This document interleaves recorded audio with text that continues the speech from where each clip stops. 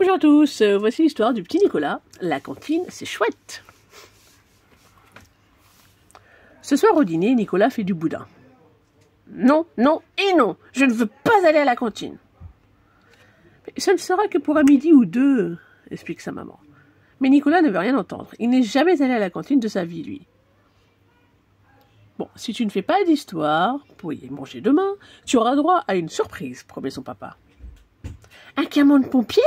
Suggère Nicolas plein d'espoir. On verra. Le lendemain, sitôt arrivé à l'école, Nicolas apprend la nouvelle à ses copains. Il va manger à la cantine ce midi.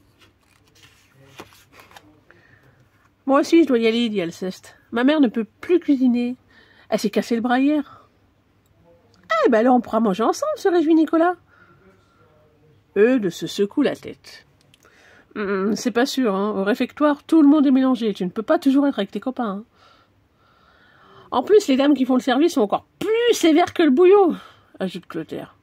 Ah, c'est vrai, hein, renchérit Rufus. Elle t'oblige à finir ton assiette même quand c'est pas bon. Et elle mélange les restes de la veille au plat du jour. Alors à la fin, on mange des choses qui datent de plusieurs semaines, poursuit Eudes. Berk, grimace Nicolas dégoûté. Bon, en tout cas, prévient Geoffroy, ouvre l'œil, hein, car il y a des gars à la cantine qui font des blagues au nouveau. Hein. Comment ça ?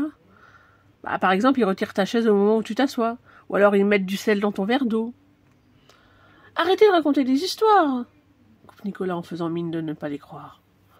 En réalité, il n'est pas très rassuré, et il a de moins en moins envie d'y aller dans cette horrible cantine. Toutefois, Nicolas n'a pas le choix. À midi, le voici qui fait la queue avec Alceste à l'entrée du réfectoire. « Hé, aujourd'hui c'est rôti purée !» annonce un garçon dans la file. « De la purée ?» répète Nicolas. « Je déteste ça. Je ne toucherai pas à mon assiette. »« Mais tu as entendu les copains ?» lui demande Alceste. « Tu es obligé de la finir. »« Eh bien tant pis, je me ferai punir. » Alceste propose. « Bah, tu n'auras qu'à me donner ta part en douce. »« Ah, ça c'est une chouette idée, hein. Merci Alceste. » Entre copains, il faut bien s'entraider, répond Alceste, tout en se félicitant d'avoir gagné une double ration de nourriture. Les garçons entrent dans la salle de la cantine. Et là, horreur, ils sont obligés de s'asseoir à 2 tables séparées. Heureusement, Nicolas s'arrange avec son voisin. En échange d'un bonbon, celui-ci accepte de céder sa place à Alceste. La dame de service arrive avec son chariot. Elle verse dans l'assiette des garçons une louche de purée et une tranche de rôti. Alceste en engloutit une énorme fourchette. Miam, c'est trop bon. Nicolas, lui, goûte sa purée du bout des lèvres. C'est vrai qu'elle est délicieuse. Il avale une deuxième, puis une troisième fourchette. Mais qu'est-ce que tu fais ? Tu avais dit que tu me donnerais ta part, gémit Alceste en se penchant vers l'assiette de Nicolas. Celui-ci le repousse d'un coup de coude. Patouche, c'est ma purée. La dame de service remarque alors la mine déconfite du pauvre Alceste. « Tu en veux encore, mon garçon ?» Et elle le resserre aussitôt. Alceste s'extasie.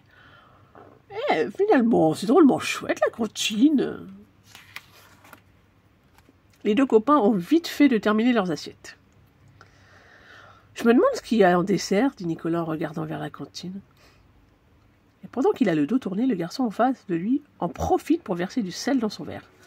Alceste ne remarque rien. Nicolas a soif. Il saisit son verre et avale une grande gorgée d'eau. Salée. S'étrangle-t-il.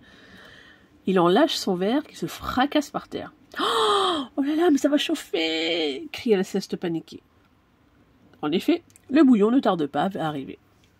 Alors Nicolas, on a décidé de tout casser aujourd'hui ?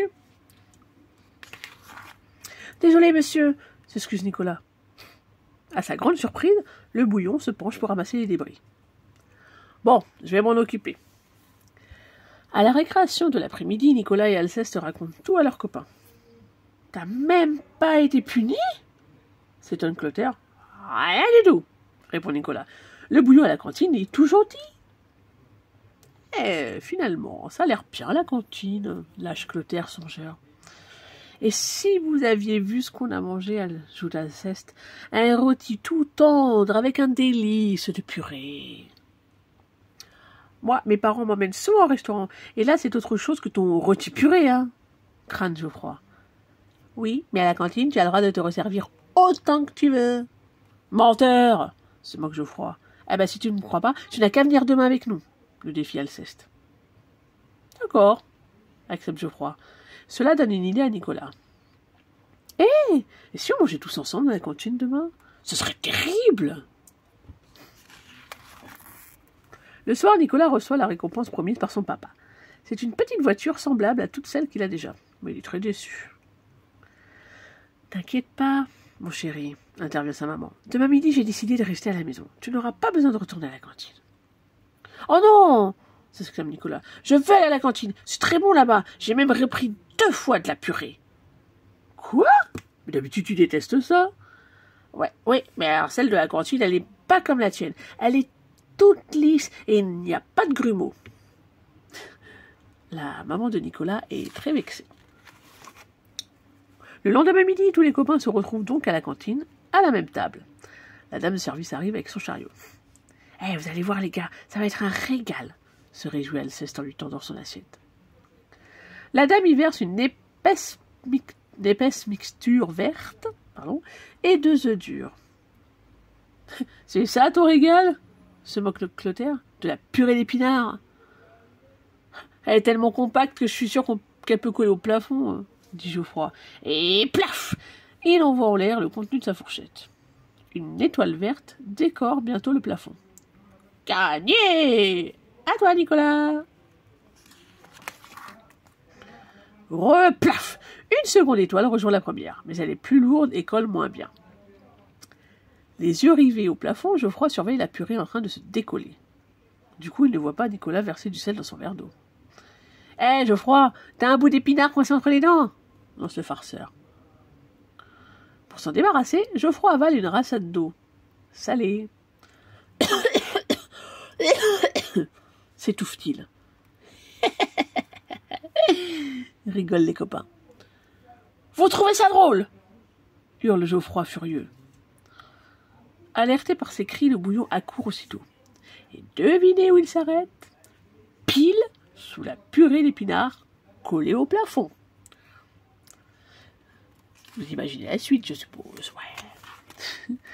Qu'est-ce qui se passe? Gronde le surveillant. Ces andouilles ont mis du sel dans mon verre, râle Geoffroy.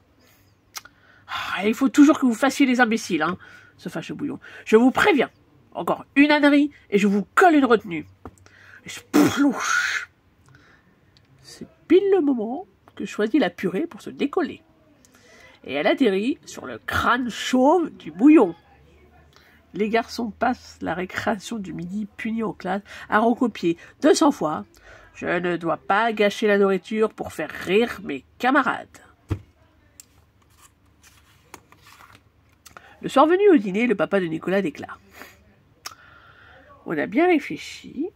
Et puisque tu préfères manger à la cantine, tu pourrais y aller tous les jours désormais. » Ah non, non, non, non, non, non, non, non, non, non, non, panique Nicolas. En fait, je veux manger à la maison. Bah, c'est bien meilleur. Ne t'en fais pas, mon ange. Personne ne t'obligera à manger à la cantine si tu préfères la cuisine de maman, répond la mère de Nicolas avant d'ajouter fièrement. On dirait que ma nouvelle purée a détrôné celle de la cantine. Puis elle se lève pour débarrasser les assiettes, sauf celle de Nicolas qui n'a pas encore fini.